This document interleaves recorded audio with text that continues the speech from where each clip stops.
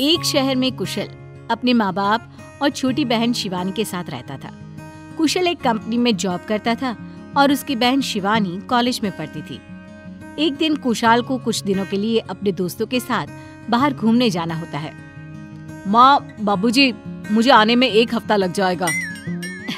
ठीक है बेटा, अपना ध्यान रखना। जी माँ। कुशल अपना सामान पैक करता है और अपने दोस्तों के साथ घूमने के लिए चला जाता है। सभी दोस्त जंगल में कुछ एडवेंचर करने का सोचते हैं। वो सब जंगल के बीचों बीच जाते हैं और वहाँ जाकर अपना टेंट लगाकर रहते हैं। यहाँ तो बहुत ठंड है, चलो आग जलाते हैं। हाँ, और अभी हमें खाना भी तो बनाना है। कुशल, पंकज, रवि और सचिन चारों आग जलाकर उसके आसपास बैठ जाते हैं। वो वहीं बैठकर खाना खाते हैं और फिर देर रात तक गाना बजाना करते हैं। यार मैं तो अब थक गया, मुझे नींद भी आ रही है। मैं चला सो रहा। हाँ यार, मैं भी जा रहा हूँ। तो मैं यहाँ बैठकर क्या करूँगा?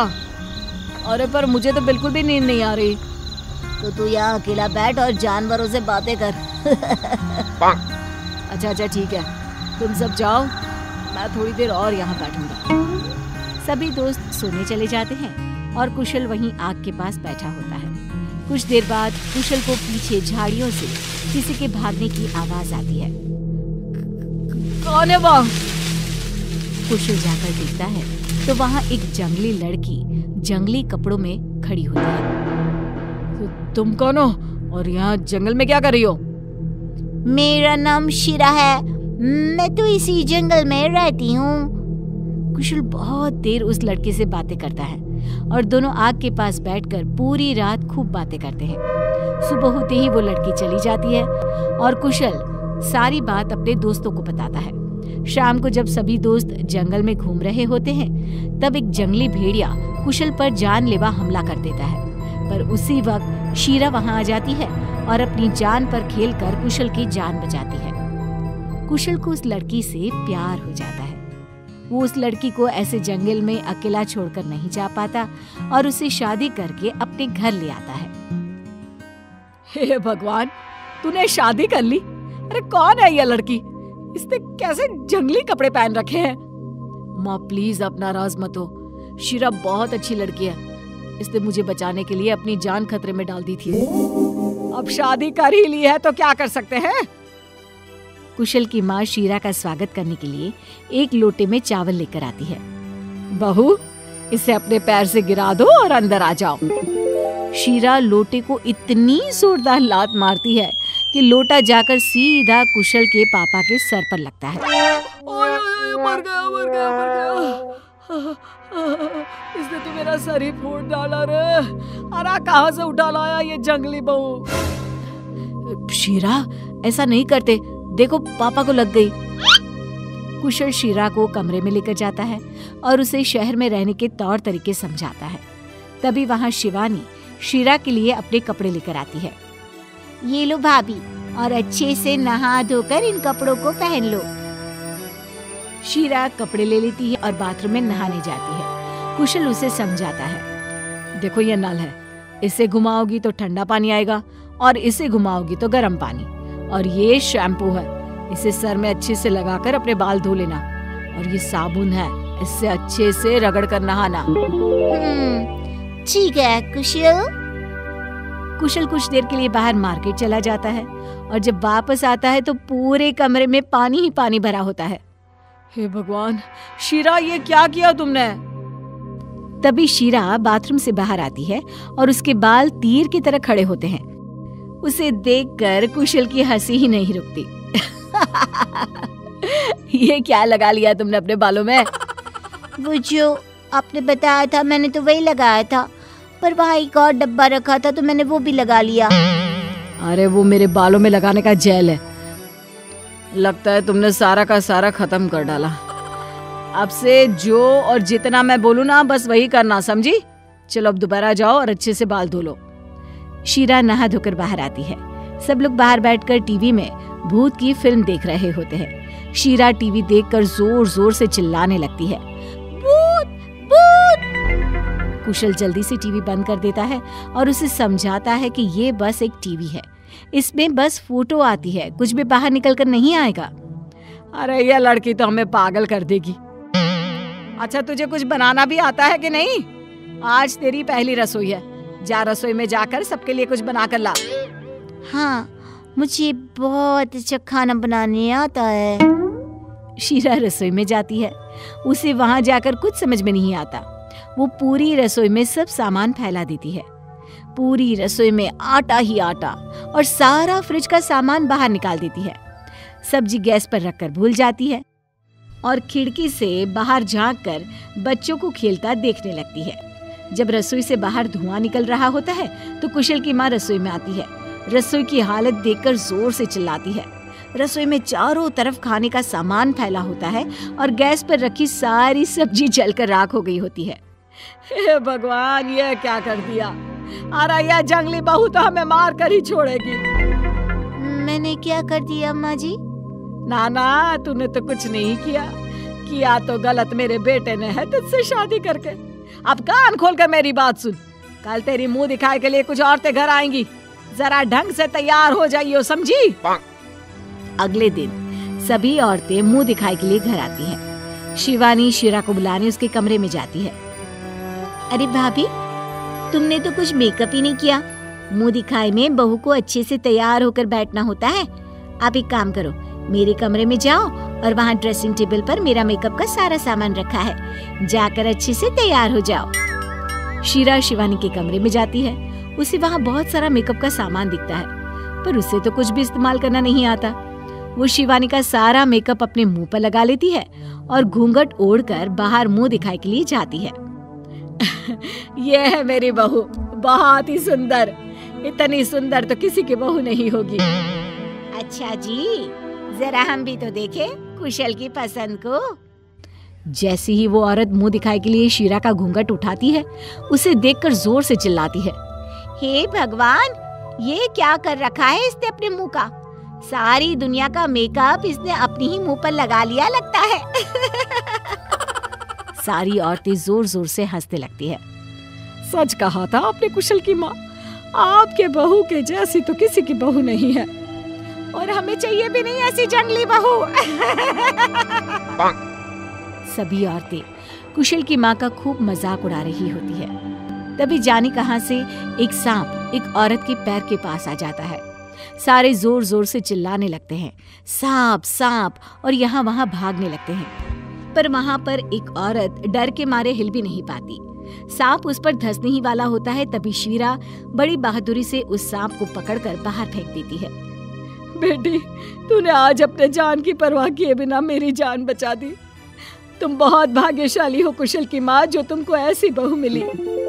हाँ सच में, हमने तुम्हारी बहू का मजाक बनाया, हमें माफ करना। हमें समझना चाहिए कि वो जंगल से आई है, तो उसे यहाँ का सब सीखने में वक्त लगेगा। सही कहा तुमने, मुझे भी अपनी बहू से माफी मांगनी चाहिए। बहू, मुझे माफ कर दो। अब मैं तुमको सब सिखाऊंगी, सीखोगी ना मुझसे बेटा? हाँ माँ।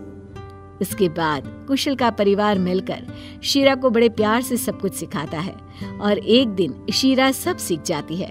उसे देखकर लगता ही नहीं कि वो किसी जंगल से आई है। वो एक पढ़ी लिखी सभ्य बहू बनकर दिखाती है और एक पूरे परिवार को शीरा पर गर्व होता है। पीहू की शादी विक्रांत के साथ हो गई। दिखने में विक्रांत काफी हैंडसम था। शादी के वक्त विक्रांत और उसका परिवार काफी सभ्य और पढ़े लिखे दिख रहे थे, क्योंकि विक्रांत की नौकरी भी अच्छी खासी कंपनी में थी। लेकिन पीहू जैसे ही शादी होकर अपने ससुराल आई, उसने देखा कि उसके ससुराल वालों का रहने का तरीका कुछ जंगलियों जैसा है। विक्रांत, तुमने गीला टॉवेल बेड पर डाल दिया है। देखो ना, सारे गद्दे गीले हो गए। कम से कम इसे बालकनी में सुखा देना चाहिए था। तुमसे शादी क्यों की है? ये काम तुम करोगी, ठीक है? कुछ देर के बाद, अरे विक्रांत, ये क्या? अलमारी के सारे कपड़े जमीन पर बिखरे पड़े हैं। ये क्या किया तुमने? मेरा एक रुमाल नहीं मिल रहा था, उसी को ढूंढ रहा था। लेकिन एक रुमाल ढूंढने के लिए आपने मेरे और खुद के सारे कपड़े बेडरूम की जमीन पर फैलाकर डाल दिए। ये क्या जंगलीपना है? तो क्या करता? रुमाल मिल नहीं रहा था ना। अरे तुम मुझसे पूछ लेते, या फिर थोड़ा केयरफुली निकालने की कोशिश करते। मुझे ऑफिस के लिए देर हो रही है, जा रहा हूँ, ज्यादा लेक्चर मत दो। विक्रांत की ऑफिस जाने के बाद पीहू देखती है कि शूर्य के सारे जूते बिखरे पड़े थे। ये क्या, ये किसने ऐसा फैला दिया? और सारे जूते इस तरह जमीन पर उल्टे क्यों पड़े हैं? किसने किया ये सब? यह तो हमारे विक्रांत का काम है, परेशान मत हो। वो ऑफिस जाने से पहले रोजाना ऐसा ही करता है। लेकिन क्यों मम्मी जी? अरे बस ऐसे ही आदत है उसके। लेकिन मम्मी जी, वो अपने जूते आराम से शू रैक से निकाल सकते थे। बाकी के सारे जूते नीचे डालने की क्या जरूरत थी? मैंने कहा ना, उसका यही तरीका है। वो अपनी अलमारी से एक शर्ट निकालने के लिए सारे कपड़े बाहर फेंक देता है, एक जूता निकालने के लिए पूरी शू रैक खाली कर देता है। तो फिर रोजाना इस घर को फिर से ठीक कौन करता है? अब तक तो मैं करती आई थी, अब आगे से ये काम तुम्हारा। लेकिन मम्मी जी, आपने कभी अपनी बेटी को समझाने की कोशिश नहीं की? अरे कोशिश करते करते बुढ़ापा आ गया मेरा। और वैसे भी ये सारी हरकतें इसको तुम्हारे पापा जी ने सिखाई है। देखो, तुम सुधार सकती हो तो सुधार लो, वरना मेरी तरह तुम भी लगी रहो। अपने पति की हरकतें देख देख कर पीहू अच्छी खासी परेशान हो जाती है। एक दिन शाम के वक्त विक्रांत ऑफिस से आने के बाद उससे कहता है, चलो पीहू, आज डिनर बाहर लेने चलते हैं। ठीक है, चलते हैं, लेकिन ध्यान रखना, तुम्हारे कपड़े मैंने बेड पर निकाल कर रख दिए हैं और जूते शू रैक से बाहर संभाल कर रखना, कुछ भी बिखेरना मत। इतना कहकर पीहू तैयार होने के लिए बाथरूम में जाती है और जैसे ही बाहर आती है वो देखती है कि पूरे बेडरूम में चारों तरफ अलमारी के सारे कपड़े बिखरे पड़े थे और जूते शू रैक से बाहर पड़े थे। विक्रांत, ये क्या किया तुमने? डिनर पर जाने से पहले पूरा घर बिखेर कर रख दिया। मैंने तुम्हारे कपड़े और जूते तो पहले ही निकाल कर रखे थे ना। देखो, तुम मुझे समझाने की कोशिश मत करो, और वैसे भी क्या फर्क पड़ता है, तुम आकर फिर से ठीक कर देना। अरे बहू, परेशान क्यों हो रही हो? इकलौता बेटा है मेरा, उसकी जैसे मर्जी वैसे करे। इतना कमाता है, ऑफिस जाता है, बेचारा अपने घर में तो जैसी मर्जी रहे ना। अपने घर में सामान फैलाने से पहले तुम्हारी परमिशन लेनी होगी क्या? देख लिया, मैंने कहा था ना, इसके पिताजी ने बिगाड़ कर रखा है। मेरी तो जिंदगी खत्म हो गई बेटा, लेकिन ना बेटा सुधरा ना बाप। लेकिन विक्रांत, तुम्हारा जंगली पना तो मैं ठीक करके ही रहूंगी। पीहू और विक्रांत रेस्टोरेंट में खाना खाने के लिए पहुंच जाते हैं। वहां जाने के बाद विक्रांत काफी अच्छा फूड पीहू के लिए ऑर्डर करता है। थैंक यू विक्रांत, ये रेस्टोरेंट तो वाकई में बहुत अच्छा है। हाँ, वैसे तो मैं यहाँ पहली बार आया हूँ, लेकिन काफी सुना था इसके बारे में। अच्छा, यहाँ पहली बार आए हो तो वैसे तुम्हारा फेवरेट रेस्टोरेंट कौन सा है जहाँ तुम बार बार जाते हो? वो क्या है ना, मैं किसी भी रेस्टोरेंट में एक बार चला जाता हूँ तो दूसरी बार वो लोग मुझे आने ही नहीं देते। लेकिन ऐसा क्यों? क्या तुम उनके बर्तन चुरा कर ले आते हो? अरे नहीं नहीं नहीं, ऐसे कोई बात नहीं है, कुछ और वजह है। अरे हाँ, लेकिन मुझे भी तो बताओ, क्योंकि तुम्हारे हिसाब से तो हम इस रेस्टोरेंट में पहली और आखिरी बार आए हैं। लेकिन विक्रांत कुछ नहीं बताता। थोड़ी देर के बाद जब वेटर खाना सर्व करके चला जाता है तो विक्रांत दोनों हाथों से जंगलियों की तरह फैला फैला कर खाना खाता है। वो अपने हाथ टेबल क्लॉथ से साफ कर लेता है और रेस्टोरेंट में बुरी तरह से गंदगी मचा देता है। अरे भाई साहब, आप इंसान है या जंगल से आए हुए कोई जंगली जानवर? किस तरह खाना खा रहे हैं? विक्रांत, ये क्या कर रहे हो तुम? क्यों सबके सामने मेरी इंसल्ट करवा रहे हो? अरे इसमें इंसल्ट की क्या बात है, पूरे पैसे दिए हैं, सब कुछ वसूलना बनता है ना। लेकिन विक्रांत, पब्लिक प्लेस पर इस तरह जंगली तरीके से बिहेव करना बहुत बुरी बात है। मैडम, अपने जंगली पति को घर में बांध कर रखो। आज के बाद अगर हमारे रेस्टोरेंट के आसपास भी नजर आया ना तो अच्छा नहीं होगा।